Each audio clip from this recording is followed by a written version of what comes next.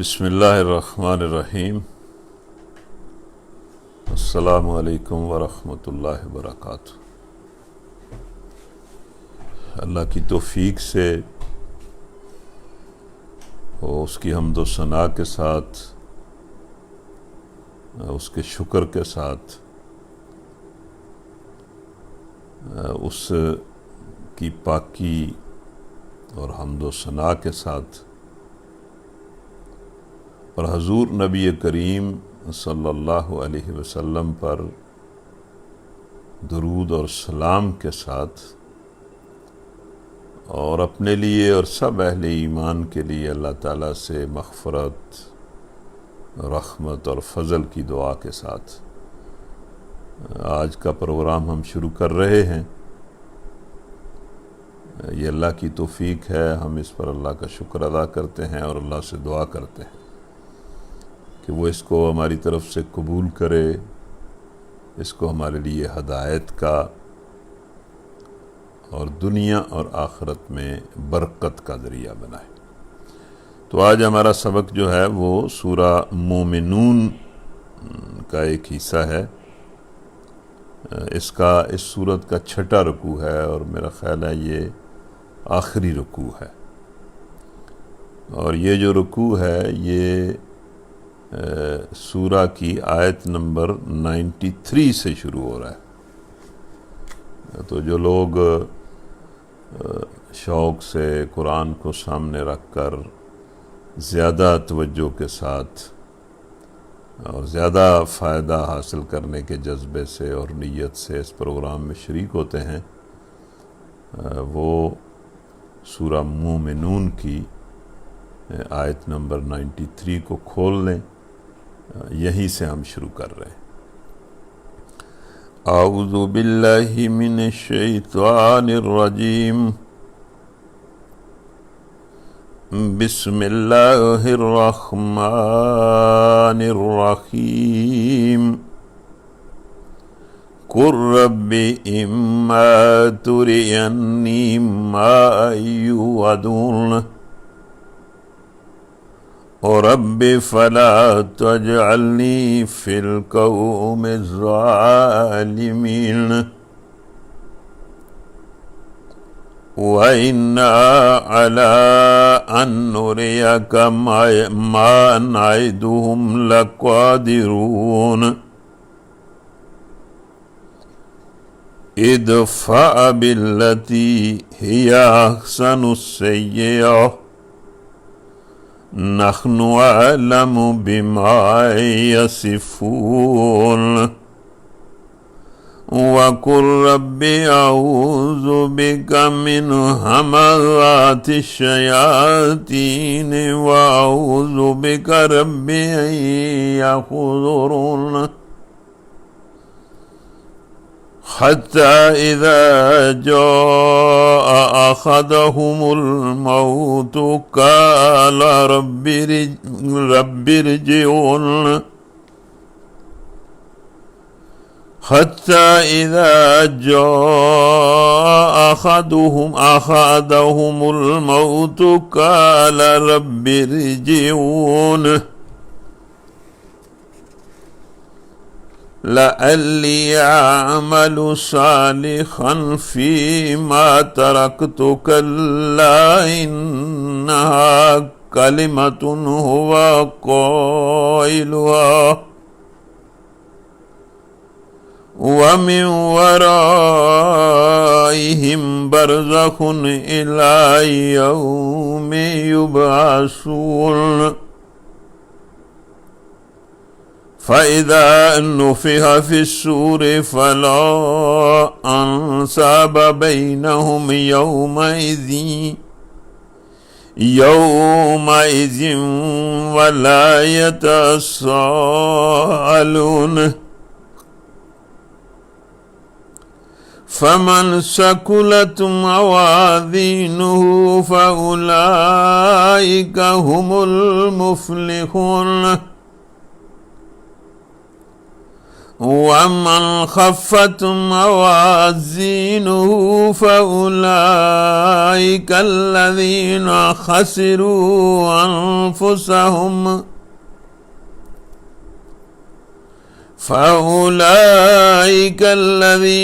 خسروا أنفسهم في جهنم خالدون تلفح وجوههم النار وهم فيها كالحون ألم تكن آياتي تتلى عليكم فكنتم بها تكذبون قالوا ربنا غلبت علينا شقوتنا وكنا قوما ضالين ربنا أخرجنا منها فإن عدنا فإنا ظالمون قال اخسئوا فيها ولا تكلمون إنه كان فريق من عبادي يقولون ربنا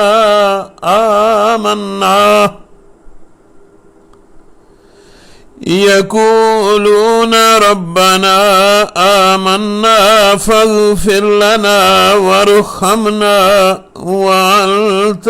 خير الراحمين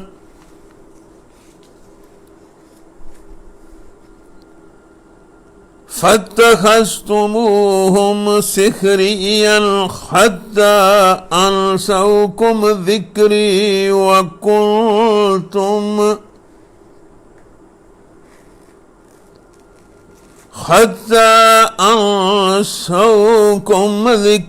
وكنتم منهم تضحكون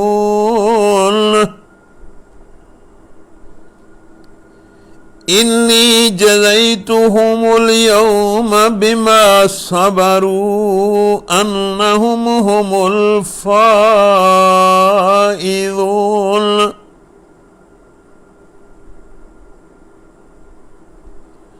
قال كم لبثتم في الأرض عدد سنين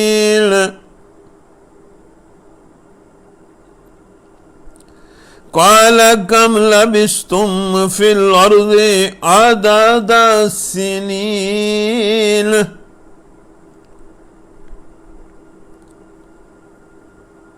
قالوا لبثنا يوما أو بعض يوم فاسأل العادين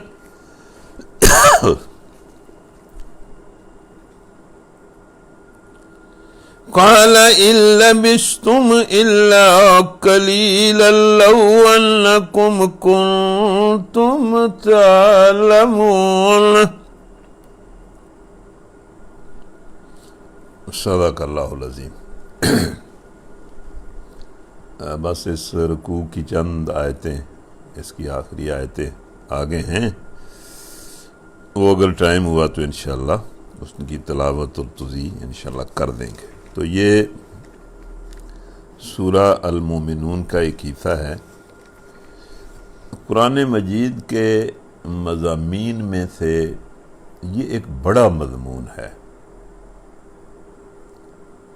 جس کو قرآن مجید نے بار بار بیان کیا ہے۔ یہ ٹھیک بات ہے کہ عالم بالا کی باتیں اور جنت اور جہنم کی باتیں اور آخرت کی باتیں وہ ہمارے ادراک میں اس طرح تو نہیں آ سکتی، لیکن اللہ تعالیٰ نے چونکہ اس دنیا کو آخرت ہی کے نتیجے کے لیے پیدا کیا ہے، یعنی اس زندگی کا جو نتیجہ ہے وہ آخرت ہی کی شکل میں نکلنا ہے، اور اسی آخرت کی کامیابی اصل کامیابی ہے، اور اسی کی ناکامی اصل اور حقیقی ناکامی ہے، اور بڑی ناکامی۔ اور آخرت کا عقیدہ اور آخرت پر ایمان یہ بنیادی ایمانیات میں سے ہے، اور آخرت کی فلاح کے لیے اس دنیا میں تگ و دو کرنا، زندگی کو گزارنا، یہی انسان کی طرف سے اللہ کو مطلوب اور مقصود ہے، اور یہی انسان کا بھی اصل میں مطلوب اور مقصود ہے۔ اب اس پر غور کرنا چاہیے، اس تذکرے کو پڑھنا چاہیے، اس پر اپنے ایمان کو زندہ ایمان بنانا چاہیے، اور اس پر بڑا یقین پیدا کرنا چاہیے، اس کی کوشش کرنی چاہیے۔ تو قرآن مجید میں یہ ذکر بہت زیادہ ہے، قیامت کے احوال بیان کیے گئے ہیں کہ جب وہ وقت آئے گا جس کو قیامت کا وقت کہا جاتا ہے، تو اس وقت کیا ہوگا، اس کے بڑے احوال جو ہیں وہ قرآن مجید میں موجود ہیں۔ جو قرآن مجید کی باتیں ہماری اس زندگی سے متعلق ہیں، اور اس زندگی سے متعلق جو قرآن مجید نے مطلب ہمیں تعلیمات دی ہیں، ان کو ذرا سمجھنا زیادہ آسان ہے، اور انہی کے حوالے سے آخرت پر یقین کرنا جو ہے، پھر وہی تعلیمات آخرت کے یقین کی بنیاد بنتی ہے۔ لیکن بہرحال چونکہ قرآن مجید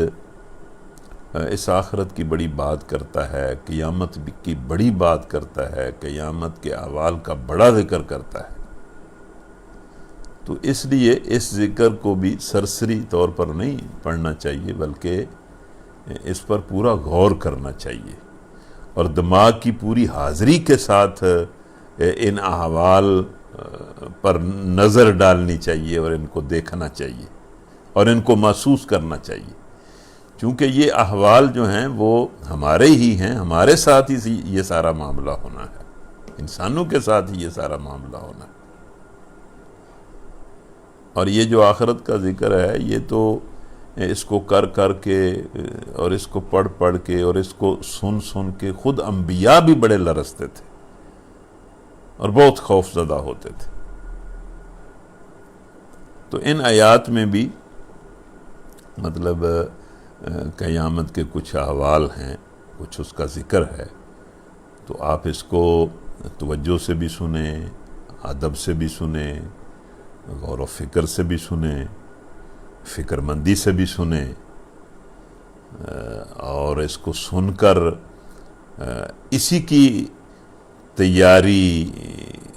کا کوئی بندوبست کریں۔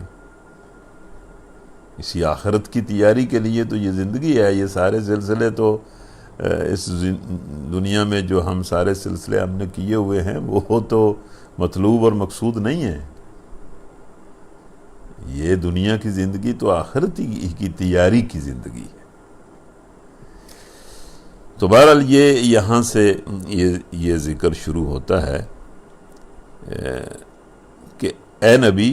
دعا کرو، یعنی نبی صلی اللہ علیہ وسلم کو اللہ نے فرمایا کہ دعا کرو۔ اچھا جی، یہ دعا جو ہے یہ بھی ایک بڑا عمل ہے،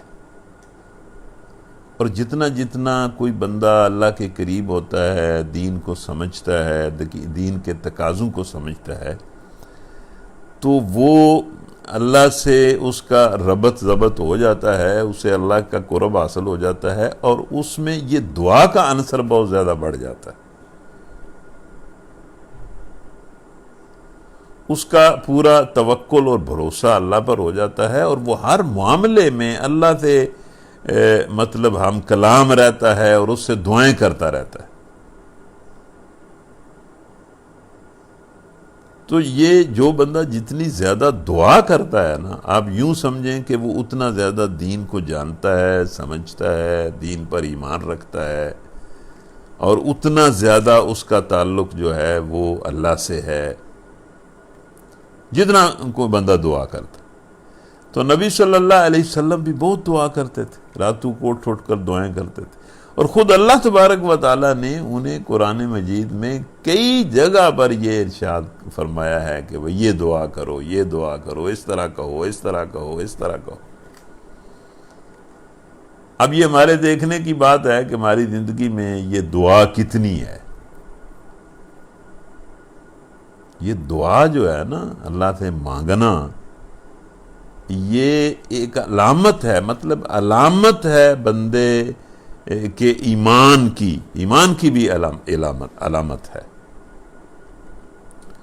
تو نبی صلی اللہ علیہ وسلم سے خطاب کر کے اللہ نے فرمایا کہ اے نبی دعا کرو اور اس طرح کرو، کہو کہ اے پروردگار جس عذاب کی تو ان کو دھمکی دے رہا ہے، جس عذاب کی دھمکی ان کو تیری طرف سے دی جا رہی ہے، وہ عذاب اگر میری موجودگی میں تو لائے تو اے میرے رب مجھے ان ظالم لوگوں میں شامل نہ کیجیے. اب آپ سوچیں، کیا اس بات کا کوئی خدشہ تھا کہ اللہ تعالیٰ ان پر عذاب لائے گا، مطلب ہے کہ اس وقت کے مشرکین پر جو انکار کر رہے تھے، تو اس عذاب کی لپیٹ میں نبی صلی اللہ علیہ وسلم بھی آ جائیں گے؟ کیا کوئی اس کا خدشہ تھا؟ اس کا کوئی خدشہ نہیں تھا. یہ سنت اللہ کی نہیں ہے. اللہ تعالیٰ تو اپنے انبیاء کو اور اہل ایمان کو بچا لیتا ہے. جب انبیاء کی قوموں پر عذاب آتا ہے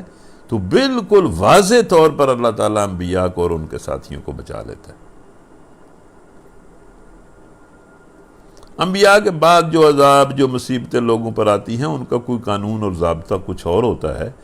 انبیاء کے ہوتے ہوئے جب کوئی قوم پکڑی جاتی ہے تو ایک تو وہ پکڑی بڑے سخت انداز میں جاتی ہے، اس کو بالکل تباہ کر دیا جاتا ہے، اڑا دیا جاتا ہے، اس کا نشان مٹا دیا جاتا ہے. اور دوسرا یہ کہ وہ انبیاء کو اللہ تعالیٰ بچا لیتا ہے. تو اللہ خود اپنے نبی کو یہ دعا سکھا رہا ہے کہ اے محمد صلی اللہ علیہ وسلم یہ دعا کیا کریں اور اس طرح کہا کریں کہ اے پروردگار جس عذاب کی دھمکی تو ان کو دے رہا ہے، اگر میرے ہوتے ہوئے میری موجودگی میں تو اسے لے آئے تو مجھے اس میں شامل نہ کیجیے. تو کیا اس کا کوئی خدشہ تھا؟ اس کا خدشہ نہیں تھا. یا کیا مطلب آپ یہ سوچیں، کیا اگر نبی صلی اللہ علیہ وسلم یہ دعا نہ مانگتے تو پھر انہیں وہ عذاب آ جانا تھا؟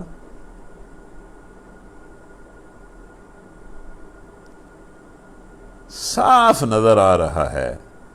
کہ اس کا مطلب یہ ہے، اس کے دو مطلب ہیں. ایک مطلب تو یہ ہے کہ اللہ تعالیٰ کا جو عذاب ہے نا وہ اتنی سخت چیز ہے، اتنی سخت چیز ہے کہ ہر کسی کو اس سے پناہ مانگنی چاہیے. اللہ اپنے نبی کو بھی پناہ مانگنے کی نصیحت کر رہا ہے.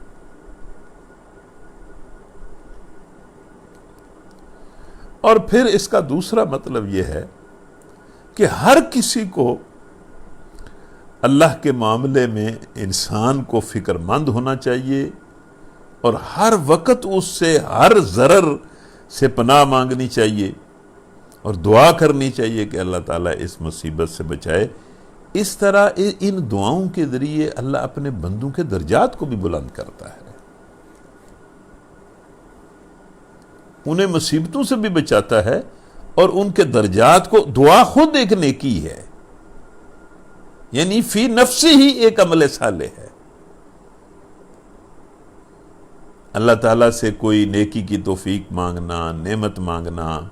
اور پھر یہ کہ کسی شر سے، ضرر سے، مصیبت سے اللہ کی پناہ میں آنا، یہ خود ایک نیکی ہے. بلکہ ایک جگہ پر تو اللہ تعالیٰ نے دعا ہی کو عبادت کہا ہے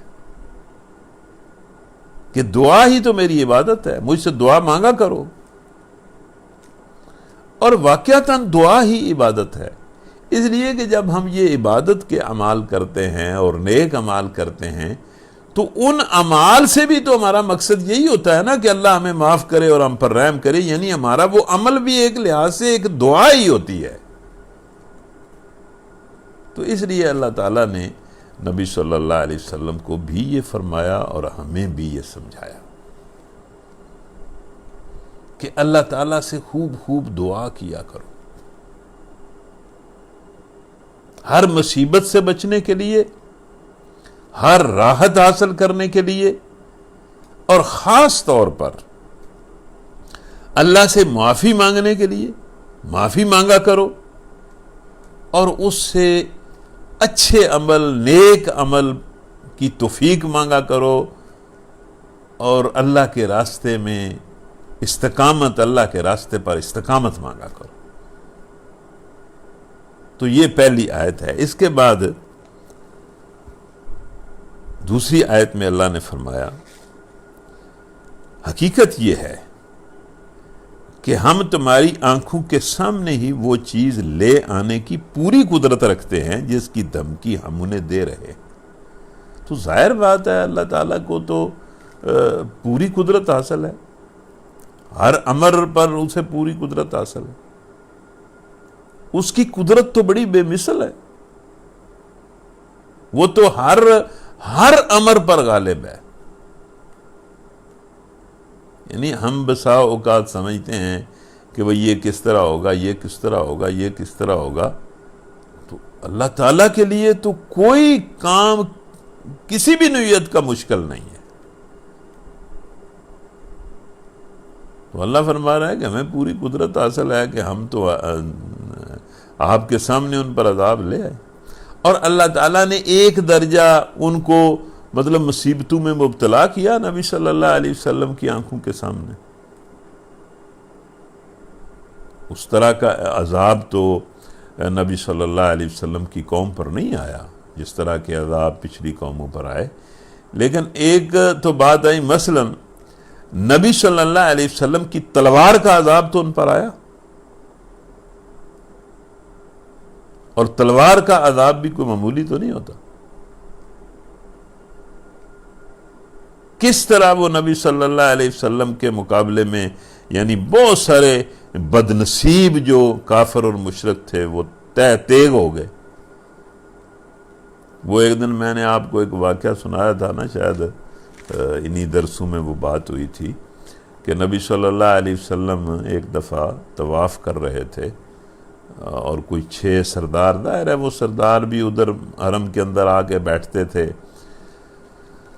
وہ سردار جو ہیں وہ مطاف کے اندر ایک جگہ پر 6 سردار، بڑے بڑے سردار مکے کے بیٹھے ہوئے تھے۔ تو نبی صلی اللہ علیہ وسلم نے جب طواف کا ایک چکر پورا کیا تو انہوں نے گالیاں نکالیں، جو جب ان کے سامنے سے گزرے اللہ کے رسول صلی اللہ علیہ وسلم، تو انہیں مطلب مذاق اڑایا، گالیاں نکالیں، بڑی مطلب ہے کہ بکواس کیا۔ پھر دوسرا چکر نبی صلی اللہ علیہ وسلم نے لگایا، پھر انہوں نے یہی حرکت کی، پھر تیسرا، پھر چوتھا، پھر 5واں، پھر 6واں، پھر 7واں چکر جب نبی صلی اللہ علیہ وسلم نے فرمایا، پھر انہوں نے یہی حرکت کی۔ تو نبی صلی اللہ علیہ وسلم ان کے سامنے کھڑے ہو گئے اور انہیں کہنے لگے کہ سنو، دھیان سے سنو کہ میں تم کو ذبح کرنے کے لیے آیا ہوں۔ اور وہ 6 کے 6 ہی بدر میں ذبح ہو گئے۔ تو یہ عذاب تو آیا۔ تو اس طرح اللہ تعالیٰ جو ہے وہ اگر لوگوں کو مطلب امن کی، سلامتی کی، عافیت کی ایک لمبی زندگی دیتا ہے، اور یہ اس کا انداز ہے کہ وہ ظاہر ہے لوگوں کے گناہوں پر انہیں فوراً نہیں پکڑتا، لیکن جب پکڑنا چاہتا ہے تو اسے کون روک سکتا ہے؟ مطلب اللہ تعالیٰ کی ذات تو بہت بڑی ذات ہے، ظاہر ہے وہ اگر لوگوں کو ان کے گناہوں پر اسی وقت پکڑے تو پھر تو کوئی انسان اس دنیا میں زندہ نہ رہے، لیکن وہ تو ڈھیل دیتا ہے زندگی میں مختلف مراحل اس انسان پر سے وہ گزارتا ہے، اور جب کسی انسان کو بطور فرد کے یا بطور قوم کے کسی مصیبت میں وہ مبتلا کرنا چاہے تو اسے کون روک سکتا ہے؟ اس لیے مطلب میں تو یہ سمجھتا ہوں کہ ہمیں اللہ کے مقابلے میں اللہ ہی کی پناہ میں آنا چاہیے، یعنی اللہ کی ناراضگی کے مقابلے میں اسی کی پناہ میں آنا چاہیے، اس کے علاوہ تو کوئی اور پناہ ہی نہیں۔ اس کے بعد فرمایا ادفع باللتی ہی احسن السیئۃ نحن اعلم بما یصفون، اے نبی برائی کو اس طریقے سے دفع کرو جو بہترین ہو۔ اب اس طرح کے جو الفاظ ہیں نا قرآن مجید میں جگہ جگہ آتے ہیں، ان الفاظ کے ذریعے نبی صلی اللہ علیہ وسلم کو بھی دعوت کا کام کرتے ہوئے، لوگوں کو دین سمجھانے کا کام کرتے ہوئے، انہیں قرآن کا پیغام سمجھانے کا کام کرتے ہوئے، لوگوں کو اللہ کی طرف بلاتے ہوئے، نبی صلی اللہ علیہ وسلم کو بھی اور پھر ان کی اتباع میں جو بھی یہ کام کرتا ہے دعوت اللہ کا، اس کو اعلیٰ اخلاق کی تعلیم دی گئی ہے، اور کہا یہ گیا ہے کہ یہ لوگ جو ہیں یہ مطلب اس دعوت کے مقابلے میں عجیب بد اخلاقی، بدگوئی، زیادتی، طعن و تشنیع، مذاق، ہمز اور لمز، مطلب اپنی زبان کا یہ بڑا غلط استعمال کریں گے، لیکن تم نے طیش میں یا غصے میں آ کر نہ تو ان کے رویے سے مایوس ہونا ہے اور بددلی کا مظاہرہ کرنا ہے، اور نہ ہی ان کے مقابلے میں اس طرح کا کوئی رویہ اختیار کرنا ہے جس طرح کا یہ کرتے ہیں۔ آپ دیکھیں نا، جب بندہ کسی کے ساتھ کوئی زیادتی کرتا ہے تو بندہ تو فوراً مشتعل ہو جاتا ہے اور اس کے مقابلے میں اسی طرح کا معاملہ اس کے ساتھ کرنے لگتا ہے۔ تو اس طرح کے جملوں میں اللہ تعالیٰ نے نبی صلی اللہ علیہ وسلم کو بھی، صحابہ کو بھی، بعد میں آنے والے مسلمانوں کو بھی جو دین کی دعوت کا کام کرتے ہیں، انہیں مطلب اس سے منع کیا کہ تم نے ان کے مطلب ان کی بد اخلاقی کے مقابلے میں بد اخلاقی کا مظاہرہ نہیں کرنا، ان کی برائی کو تم نے ضبط سے، صبر سے، برداشت سے، حسن خلق سے تم نے اس کا مقابلہ کرنا ہے اور اس برائی کو دور کرنا ہے، اور کوئی طریقہ ہی نہیں ہے۔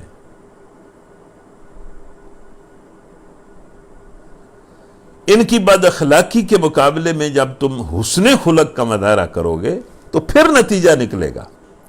ان کی بد زبانی کے مقابلے میں جب تم بہت ہی اچھی زبان کا استعمال کرو گے تو پھر نتیجہ نکلے گا۔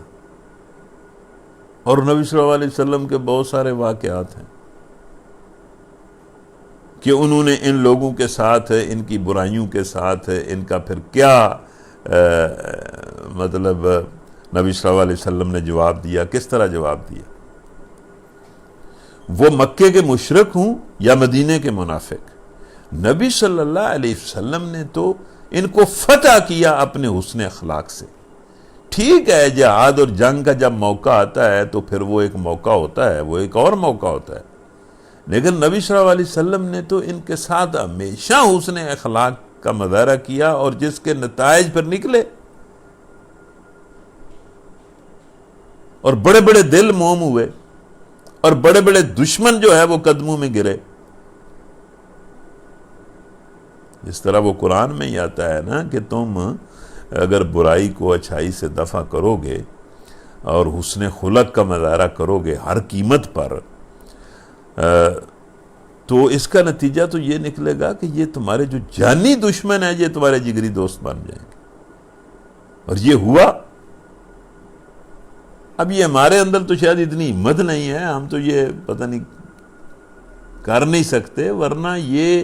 انسان کا یہ جو اعلیٰ اخلاق ہوتا ہے، ہمیں تو اس کا تجربہ نہیں ہے، ہم اس کو جانتے نہیں ہیں، نہ اپنی ذات میں جانتے ہیں نہ اپنے ماحول میں جانتے ہیں، ورنہ یہ جو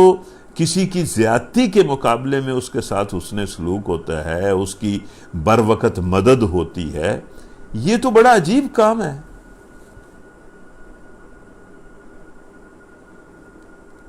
تو نبی صلی اللہ علیہ وسلم کے تو بڑے بڑے عجیب واقعات ہیں کہ انہوں نے کس طرح اپنے دشمنوں کے ساتھ ڈیل کیا۔ تو یہاں اللہ یہ فرما رہا ہے کہ دیکھو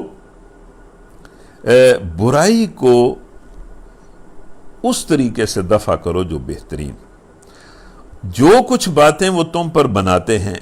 وہ ہمیں خوب معلوم ہے۔ اب یہ اس سے اندازہ ہوتا ہے کہ ان کا جو سب سے مطلب برا فعل تھا وہ نبی صلی اللہ علیہ وسلم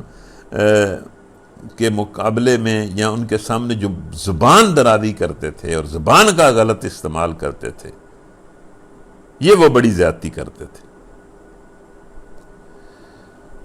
اور پھر نبی صلی اللہ علیہ وسلم سے کہا جا رہا ہے کہ جو کچھ باتیں وہ تم پر بناتے ہیں وہ ہمیں خوب معلوم ہیں، اور تم یہ دعا کیا کرو۔ پھر دعا ایک سکھائی کہ پروردگار میں شیاطین کی اکساہٹوں سے تیری پناہ مانگتا ہوں، بلکہ اے میرے رب میں تو اس سے بھی تیری پناہ مانگتا ہوں کہ وہ میرے پاس آئیں۔ اس کا مطلب یہ ہے کہ جب تمہیں یہ احساس ہو کہ ان کا جو اتنا مطلب ہے کہ گستاخانہ رویہ ہے، ان کی اتنی بری زبان ہے، اور ان کا اس طرح مطلب یہ ان کا انداز ہے، جب بھی تمہیں غصہ آئے اور طیش آئے تو سمجھو کہ یہ مطلب شیطان کی اکساہٹ ہے، اور دعا کرو کہ یا اللہ اس سارے معاملے میں مجھے ہمت دے، صبر دے، اور اس نے اخلاق پر مجھے قائم فرما، اور شیطان کی اکساہٹوں سے مجھے بچا۔ اب میں سوچ رہا تھا کہ قرآن مجید میں بات کرنے کے لیے یہ جو بات ہے، اب یہ باتیں ہم ہر وقت کرتے ہیں، اور باتوں سے ہی ہم ایک دوسرے سے جھگڑتے ہیں، لڑتے ہیں، اور بڑے عجیب عجیب مظاہرے کرتے ہیں۔ ہاں، ہم بھی اس طرح کرتے رہتے ہیں، جب غصہ آتا ہے عجیب طریقے سے بات کرتے ہیں۔ تو میں سوچ رہا تھا کہ قرآن مجید میں اللہ تعالیٰ نے بات کرنے کے لیے کچھ لفظ استعمال کیے ہیں کہ اس طرح بات کیا کرو۔ اب بہت سارے لفظ استعمال کیے ہوں گے، لیکن مجھے 4-5 لفظ جو ہیں وہ میرے ذہن میں آ رہے ہیں، اور آپ دیکھیں ان لفظوں پر آپ مطلب اس بات کا اندازہ کریں کہ اللہ تعالیٰ کس طرح کی بات کرنے کو پسند کرتا ہے۔ مثلا ایک لفظ ہے قول حسن، کہ جب دوسرے سے بات کرو اچھی بات کرو۔ اب اچھی بات کا جو مفہوم بھی آپ کے ذہن میں آ رہا ہے آپ اسے ہی سمجھ لیں۔ تو ایک لفظ اللہ تعالیٰ نے یہ استعمال کیا ہے وَقُولُوا لِلنَّاسِ حُسْنًا، کہ لوگوں سے بھلائی کی بات کرو۔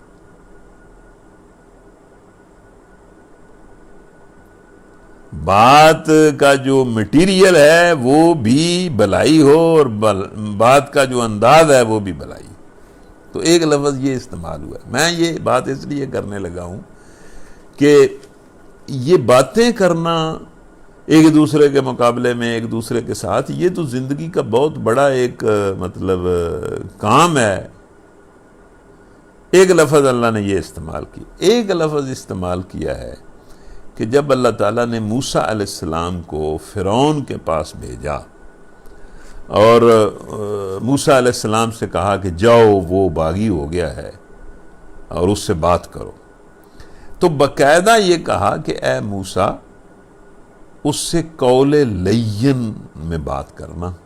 قول لین، قول لین کا مطلب یہ کہ نرمی سے بات کرنا اور نرم بات کرنا، مطلب بات میں یعنی ترشی نہ ہو، کرختگی نہ ہو۔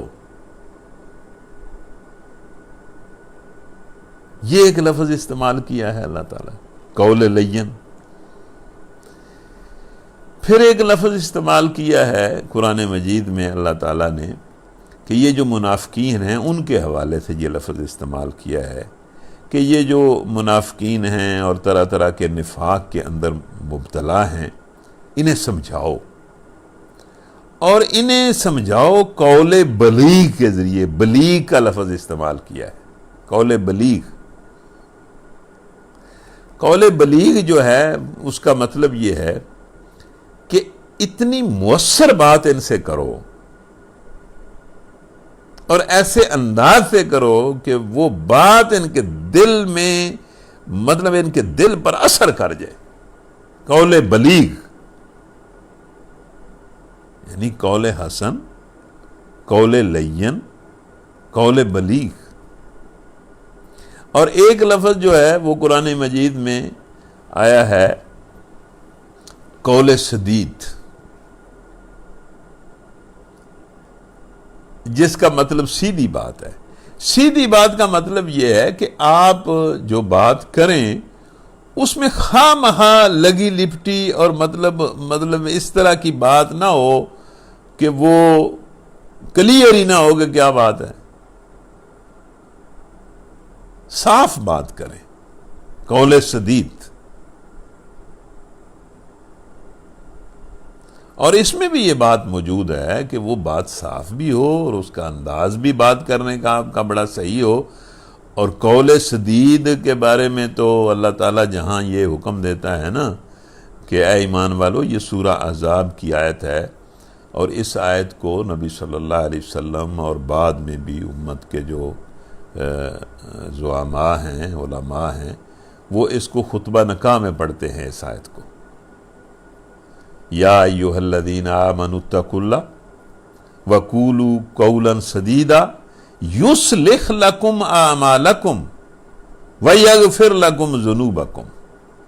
کہ اے ایمان والو اللہ سے ڈرو، اور اس سے ڈرنے کا ایک تقاضا یہ ہے کہ قول سدید سے کام لو، مطلب جب بات کرو تو سدید بات کرو، سیدھی بات کرو۔ اور پھر اللہ نے وعدہ کیا کہ اگر تم سیدھی بات کرو گے تو تمہارے میں آپس کے جو معاملات ہیں وہ درست کر دوں گا۔ یعنی یہ نکاح کے موقع پر کہا جا رہا ہے، رشتہ داروں کو کہا جا رہا ہے، وہ مطلب ہے کہ میاں بیوی کو یہ سمجھایا جا رہا ہے، گھر کے لوگوں کو سمجھایا جا رہا ہے کہ اگر آپ ان رشتوں کو ٹھیک رکھنا چاہتے ہیں تو آپس میں مطلب بات کرتے ہوئے یہ زبان جو ہے اس کو احتیاط سے استعمال کریں، الفاظ احتیاط سے اپنی زبان سے نکالیں۔ اور اگر تم ایسا کرو گے تو تمہارے آپس کے معاملات درست رہیں گے، یا اگر درست نہیں ہیں تو میں قول سدید کی وجہ سے انہیں درست کر دوں گا اور تمہاری غلطیوں سے صرف نظر کروں گا۔ یہ کیسی باتیں ہیں جو اللہ تعالیٰ ہمیں سمجھاتا ہے۔ اس کے بعد ایک اور لفظ آیا ہے جو والدین کے ساتھ بات کرنے کے معاملے میں آیا ہے، وہ بڑا زبردست لفظ ہے کہ جب اپنے والدین سے بات کرو تو وہ لفظ ہے قول کریم۔ یعنی قول کریم کا مطلب یہ ہے کہ ایسی بات کرو اپنے والدین سے، یا آپ یہ کہہ لیں کہ بڑوں سے، یا آپ یہ کہہ لیں کہ سب سے، ایسی بات کرو جس بات میں محبت ہو اور زبردست احترام ہو، اس طرح کی بات کرو، قول کریم۔ اور میں آپ سن رہے ہیں، میں آپ کو سنا رہا ہوں، میں صحیح بات ہے یہ گزارش آپ سے کرتا ہوں کہ یہ جو 5 لفظ میں نے بات کرنے کے معاملے میں آپ سے بولے ہیں نا کہ قول حسن اور قول لین، قول بلیغ، قول سدید اور قول کریم،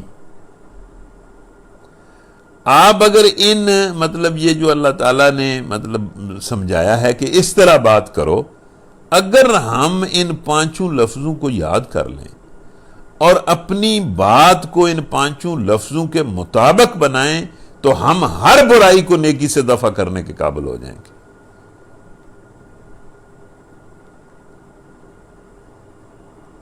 اور یہ جو زبان کا ہتھیار ہے یہ بہت بڑا ہتھیار ہے۔ یہ بربادی کا بھی ہتھیار ہے اور اصلاح کا بھی ہتھیار ہے۔ تو اس طرح نبی صلی اللہ علیہ وسلم کو اللہ تعالیٰ نے اس ماحول میں یہ حکم دیا کہ بھئی برائی کو نیکی سے دفع کرو، اور جب تمہیں ان کے رویے کے مقابلے میں تمہاری طبیعت میں غصہ آئے، طیش آئے، تو شیطان سے پناہ مانگو۔ یہ غصہ اور طیش اور پھر شیطان کا یہ کہنا کہ بھائی زبان اپنی سخت کرو، یہ تو بہت بڑا مطلب شیطانی حملہ ہے جو انسان پر وہ کرتا ہے۔ جس طرح وہ مشہور واقعہ ہے، وہ تو آپ سب نے پہلے سے ہی سن رکھا ہوگا کہ ایک شخص ہے، وہ حضرت ابوبکر صدیق کو گالیاں دے رہا ہے، اور ابوبکر صدیق جو ہیں وہ خاموش ہیں، اس کی سن رہے ہیں، اور ساتھ ہی نبی صلی اللہ علیہ وسلم بیٹھے ہیں۔ اب وہ دیے جا رہا ہے، گالیاں دیے جا رہا ہے، مطلب، اور حضرت ابوبکر صدیق خاموش ہیں۔ ایک وقت آتا ہے کہ ابوبکر صدیق رضی اللہ تعالیٰ عنہ کو غصہ آ جاتا ہے، اور وہ اس کی کسی بات کا جواب دیتے ہیں۔ اسی وقت نبی صلی اللہ علیہ وسلم وہاں سے اٹھ کر چلے جاتے ہیں۔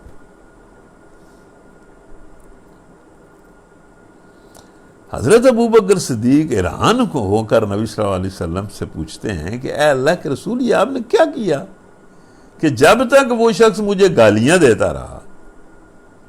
آپ مسکراتے رہے اور ساتھ بیٹھے رہے، جب میں نے اس کو جواب دیا تو آپ اٹھ کر چلے گئے؟ تو نبی صلی اللہ علیہ وسلم نے فرمایا کہ ابوبکر، جب وہ شخص تجھے گالیاں دے رہا تھا تو ایک فرشتہ اللہ کی طرف سے اسے ہر بات کا جواب دے رہا تھا، لیکن جوں ہی تو نے جواب دیا اس کو تو شیطان آ گیا۔ تو جہاں شیطان آ جائے وہاں میں تو نہیں بیٹھ سکتا۔ اب اسی واقعے سے مطلب ہے کہ آپ اندازہ کریں کیا چیز ہمیں اس سے اخذ ہوتی ہے کہ اگر آپ کسی کی بد کلامی پر خاموشی اختیار کریں گے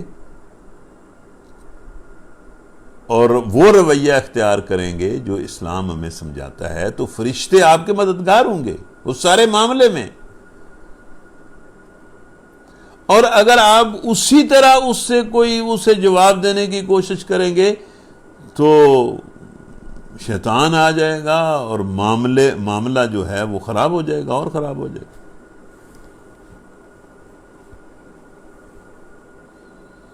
اس کے بعد اللہ نے فرمایا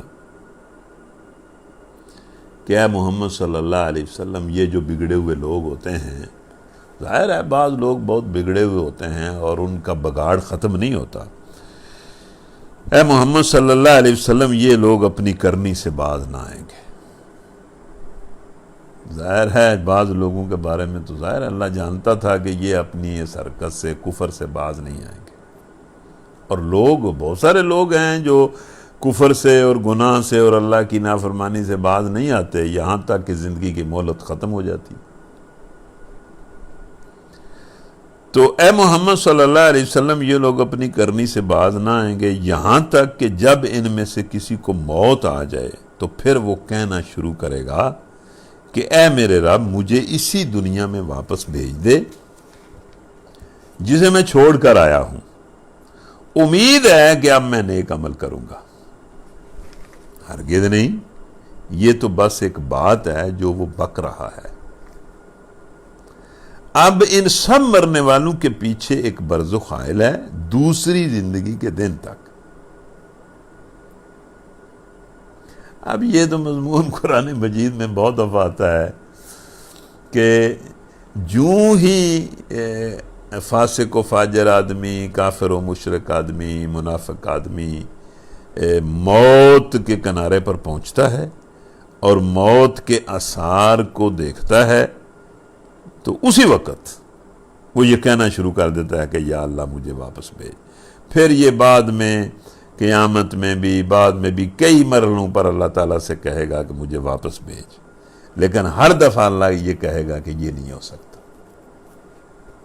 یہ نہیں ہو سکتا۔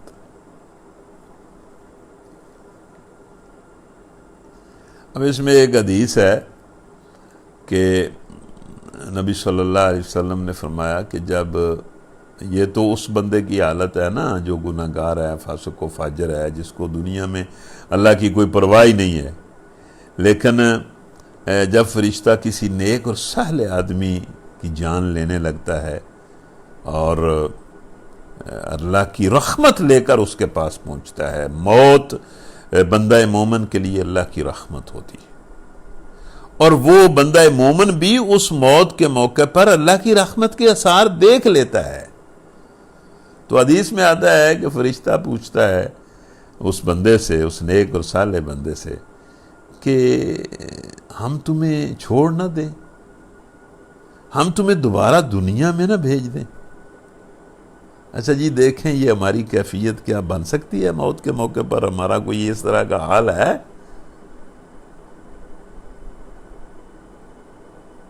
تو فرشتے اس بندے کو کہتے ہیں کہ ہم تجھے چھوڑ دیتے ہیں اور واپس بھیج دیتے ہیں، تو وہ کہتا ہے کہ نہیں، وہ نیک بندہ فرشتوں سے کہتا ہے کہ نہیں، مجھے ضرور آپ نے پھر دوبارہ غموں کی زندگی میں، تکلیفوں کی زندگی میں، آزمائش کی زندگی میں، اور طرح طرح کے مسائل کی زندگی میں، اور لوگوں کی طرف سے بے وفائیوں کی زندگی میں پھر دوبارہ آپ نے مجھے ضرور بھیجنا ہے۔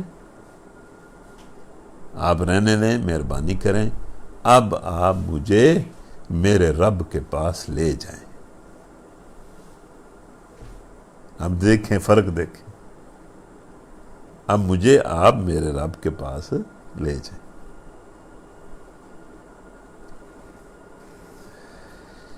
اس کے بعد پھر اللہ فرماتا ہے کہ پھر یعنی جب یہ موت کا مرحلہ بھی گزر جائے گا، فَإِذَا نُفِخَ فِي الصُّورِ، پھر جو ہی کہ سور پھونک دیا گیا، ان کے درمیان پھر کوئی رشتہ نہ رہے گا، ورنہ اور نہ وہ ایک دوسرے کو پوچھیں گے۔ یعنی جب سور پھونک دیا جائے گا، یہ دوسرے نفخہ کی کیفیت بیان کی جا رہی ہے کہ جب دوبارہ لوگ اٹھ کھڑے ہوں گے تو اس وقت جو ہے وہ ان کے درمیان کوئی رشتہ نہ رہے گا، یہ سارے تعلقات، یہ سارے رشتے یہ بالکل ٹوٹ جائیں گے، ختم ہو جائیں گے، اور انسان صرف نفسی کی پوزیشن میں ہوگا۔ کوئی بیٹا نہیں، کوئی باپ نہیں، کوئی بھائی نہیں، کوئی بہن نہیں، کوئی ماں نہیں۔ یوم یفر المرء من اخیہ وامہ وابی وصاحبتہ وبنیہ، کہ اس دن تو انسان جو ہے وہ بھاگے گا، الٹا بھاگے گا۔ جب کوئی اپنا عزیز دیکھے گا تو اس سے بھاگے گا الٹا، کہ کہیں اس کا کوئی جرم میرے ذمہ نہ پہ جائے، تو سارے رشتے ٹوٹ جائیں گے۔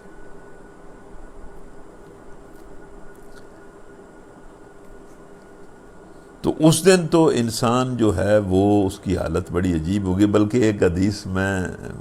مطلب ہے کہ آپ کو سناتا ہوں تو آپ بڑے حیران ہوں گے کہ اچھا یہ ہوگا۔ حدیث میں آتا ہے کہ سارے لوگ جو ہیں وہ ایک میدان میں اکٹھے ہوں گے اور ایک ایک کو کر کے پکارا جائے گا، اور محاسبے۔ اب یہ دیکھیں ہمیں ان باتوں کی سمجھ نہیں آتی، لیکن وہ پیرامیٹر ہی کچھ اور ہے۔ تو ایک ایک کو پکارا جائے گا اور اس کو کھڑا کیا جائے گا اور اس سے حساب لیا جائے گا۔ اور حدیث میں آتا ہے کہ ایک بندے کو لایا جائے گا، مطلب ہر بندے کو لایا جائے گا، اور اسے کہے گا، اسے مطلب ایک ندا دینے والا ندا دے گا، آواز لگائے گا کہ بھئی یہ بندہ فلاں ابن فلاں ہے۔ اگر کسی کا حق اس کے ذمہ ہے تو وہ آئے اس سے حق وصول کر لے، یہ ندا لگے گی۔ یہ جو حقوق ہیں نا، ان کا معاملہ تو وہاں بڑا مطلب بہت ہی نازک ہوگا۔ تو ندا آئے گی، بھئی یہ بندہ حساب کے لیے کھڑا ہے۔ اب کسی کا حق اگر اس کے ذمہ ہے تو وہ آئے اور اپنے حق کا مطالبہ کرے اور اس سے حق اپنا وصول کر لے۔ آج کا دن وہ دن ہے جس دن حقوق بہرحال دے دیے جائیں گے، حقوق کا معاملہ کلیئر کیا جائے گا۔ کسی کا حق کسی پر باقی نہیں رہے گا، حتیٰ کہ جو لوگ جنت میں جانے والے ہیں انہوں نے بھی اگر کسی کا حق دینا ہے تو دے کر ہی جائیں گے۔ تو حدیث میں آتا ہے کہ اس بندے کا بیٹا اس بندے کا بیٹا، یعنی بیٹا خوش ہو جائے گا کہ آج میں اس سے حق لیتا ہوں۔ مطلب اگر اس کا کوئی حق ہوگا بیٹے کا باپ پر تو اسے بڑی خوشی ہوگی کہ آج میں اس سے حق اپنا وصول کرتا ہوں۔ اور بھائی اپنا حق وصول کرے گا، بیوی اپنی حق وصول کرے گی اور خوش ہوگی۔ حالانکہ حق وصول کرنے کا مطلب تو یہ ہے کہ وہ تو ظاہر ہے حق دے گا تو پھنسے گا، لیکن اس دن بالکل اپنی ذات کے سوا کسی کا کوئی معاملہ نہیں ہوگا۔ لیکن یہ چیزیں مطلب ایک پہلو ہے، ایک دوسرا پہلو بھی ہے کہ اللہ کے نیک اور صالح بندوں کا معاملہ کچھ اور طرح بھی ہو سکتا ہے، کہ وہ حدیث میں یہ بھی آتا ہے کہ جب لوگ سخت پیاس میں ہوں گے تو چھوٹے چھوٹے بچے وہاں پانی تقسیم کر رہے ہوں گے، اور جب کچھ لوگ ان سے کہیں گے کہ بیٹا ہمیں پانی دو تو وہ کہیں گے آپ کو کیوں دیں، ہم تو اپنے امی ابو کو تلاش کر رہے ہیں، ہم تو اپنے امی ابو کو تلاش کر رہے ہیں، ہم آپ کو پانی کیوں دیں؟ تو ایسا بھی معاملہ ہوگا۔ تو بہرحال اس وقت جن کے پلڑے بھاری ہوں گے وہی فلاح پائیں گے، اور جن کے پلڑے ہلکے ہوں گے وہی لوگ ہوں گے جنہوں نے اپنے آپ کو گھاٹے میں ڈال لیا، وہ جہنم میں ہمیشہ رہیں گے۔ آگ ان کے چہروں کی کھال چاٹ جائے گی اور ان کے جبڑے باہر نکل آئیں گے، اور ان کا چہرہ اور سر اس طرح ہوگا جس طرح کسی بکری کی سری بنی ہوئی ہوتی ہے۔ اللہ بچائے۔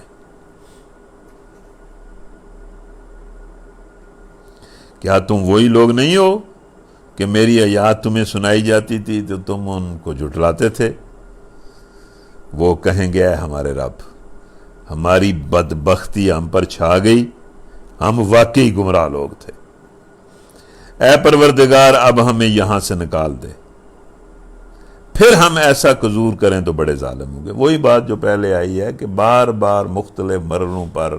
یہ بندہ اللہ تعالیٰ سے یہ کہے گا کہ مجھے واپس بھیج، لیکن وہ واپس بھیجنے والی کوئی بات نہیں ہوگی۔ اللہ تعالیٰ جواب دے گا دور ہو جاؤ میرے سامنے سے، پڑے رہو اسی میں اور مجھ سے بات بھی نہ کرو۔ اس کی تشریح میں بعض لوگوں نے لکھا ہے کہ اس کے بعد پھر وہ کوئی بات نہیں کر سکیں گے، ان کی زبانیں بند ہو جائیں گی اور وہ جانوروں کی طرح مطلب ڈکاریں گے اور آوازیں نکالیں گے، پھر وہ کوئی بات نہیں کر سکیں گے۔ اور اللہ ان سے کہے گا کہ تمہارے جرائم میں سے ایک بہت بڑا جرم یہ بھی تھا کہ تم وہی لوگ ہو کہ جب میرے کچھ بندے کہتے تھے کہ اے ہمارے رب ہم ایمان لے آئے ہیں، ہمیں معاف کر دے، ہم پر رحم کر، تو سب رحیموں سے اچھا رحیم ہے، وہ مجھ سے یہ دعائیں کرتے تھے اور تم ان کی دعاؤں پر ان کا مذاق اڑاتے تھے، اور ان کی مطلب ان کے مقابلے میں جو تم نے ضد اور دشمنی بنائی ہوئی تھی اور جو مذاق ان کے اڑاتے رہتے تھے، اس مذاق میں تم مجھے بھی بھول گئے کہ میں بھی کوئی ہوں جو تم سے پوچھ سکتا ہوں کہ یہ تم کیا کر رہے۔ سنو، آج ان کے اس صبر کا میں نے یہ پھل دیا ہے کہ وہی کامیاب ہے، انہم ہم الفائزون۔ پھر اللہ تعالیٰ ان سے پوچھے گا، یہ بھی وقت تو ہو گیا ہے لیکن یہ بڑی ایک دلچسپ بات ہے، پھر اللہ تعالیٰ ان جہنمیوں سے پوچھے گا بتاؤ زمین میں کتنے سال رہے ہو؟ وہ کہیں گے ایک دن یا دن کا کچھ حصہ ہم ٹھہرے ہیں، اور ساتھ ہی کہیں گے کہ یا اللہ اگر ہم پر آپ کو یقین نہیں ہے تو کسی مطلب شمار کرنے والے ماہر سے پوچھ لیں، مطلب کوئی اسٹیٹسٹکس یا میتھس جانتا ہے کوئی، اس سے بے شک پوچھ لیں، ہم تو ایک دن یا اس کا حصہ رہے ہیں۔ تو پھر اللہ فرمائے گا کہ اچھا تھوڑی ہی دیر رہے ہو نا، کیا مطلب تم نے یہ سمجھ رکھا تھا کہ ہم نے تمہیں فضول ہی پیدا کیا ہے؟ پس بالا و برتر ہے اللہ بادشاہ حقیقی، کوئی خدا اس کے سوا نہیں، مالک ہے عرش بزرگ کا، اور جو کوئی اللہ کے ساتھ کسی اور کو معبود کو پکارے، یہ میں اگلی آیتوں کا بھی ترجمہ پڑھ رہا ہوں، جس کے لیے اس کے پاس کوئی دلیل نہیں، تو اس کا حساب اس کے رب کے پاس ہے، ایسے کافر کبھی فلاح نہیں پا سکتے۔ اے نبی دعا کیا کرو، اور اس طرح دعا کیا کرو، کہا کرو رب اغفر وارحم وانت خیر الراحمین۔ اس میں ایک حدیث بھی ہے، وہ آپ جاتے جاتے سن لیں، کہ اللہ تعالیٰ جب لوگوں کو جنت اور جہنم میں داخل کر دے گا تو جنتی سے پوچھے گا کہ بھائی تم کتنی دیر رہے؟ تو وہ کہیں گے یا اللہ ہم دنیا میں ایک دن اور اس کا کچھ حصہ رہے۔ تو اللہ کہے گا کہ کمال ہے، ایک دن اور اس کے حصے کی یہ مزدوری کہ تم ہمیشہ ہمیشہ کے لیے جنت میں ہو؟ تم نے تو بڑی زبردست تجارت کی، یعنی ایک دن کا حصہ تم نے کوئی کام کیا اور اس کے بدلے میں اتنی جنت پا لی، بھائی تمہیں تو بڑا نفع ملا ہے۔ پھر جہنمیوں سے پوچھے گا کہ ہاں بھائی تم کتنی دیر رہے ہو؟ تو وہ بھی کہیں گے کہ یا اللہ ہم تو ایک دن یا ایک دن کا حصہ رہے ہیں۔ تو اللہ کہے گا اچھا ایک دن اور اس کے ایک دن کی عیاشی کے بدلے تم نے کیا کمایا؟ تم نے بھی کمال کر دیا ہے کہ ایک دن یا اس کا حصہ جو ہے تم نے اپنی مرضی کر لی، بڑی تجارت تم نے کی، بڑے سیانے ہو تم نے اس کے نتیجے میں کیا کما لیا؟ تو اللہ سے دعا ہے کہ اللہ تعالی ہمیں آخرت کا پورا یقین نصیب کرے اور اس کی تیاری کی واقعی توفیق دے، اور ہم آخرت ہی کو بنانے اور سنوارنے کے لیے اپنی زندگی گزاریں۔ وآخر دعوانا ان الحمد للہ رب العالمین۔